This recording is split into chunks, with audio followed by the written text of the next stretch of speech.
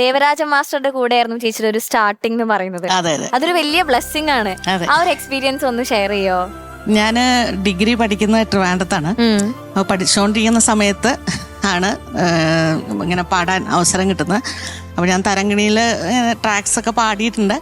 ആ ഒരു പരിചയം വെച്ചിട്ടാണ്. അപ്പോൾ ആദ്യത്തെ പടം എന്ന് പറയുന്ന യമനം എന്ന് പറയുന്ന ഒരു ഫിലിമായിരുന്നു. ഭരത് ഗോപി അദ്ദേഹം ഡയറക്റ്റ് ചെയ്തത്. അപ്പം അതിൽ ദേവരാജ മാഷാണ് അതിൻ്റെ മ്യൂസിക്. അത് പക്ഷെ പാട്ടല്ല, ഒരു കവിതയാണ്. അയ്യപ്പ പണിക്കർ സാറിൻ്റെ ഒരു കവിതയായിരുന്നു അതിനകത്തുണ്ടായിരുന്നത്.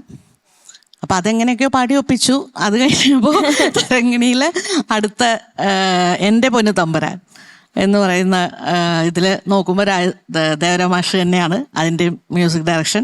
മാഘമാസം മല്ലികപ്പൂ കോർക്കും കാവിൽ എന്നാണ് അത് തുടങ്ങുന്നത്, ദാസേട്ടൻ്റെ കൂടെ.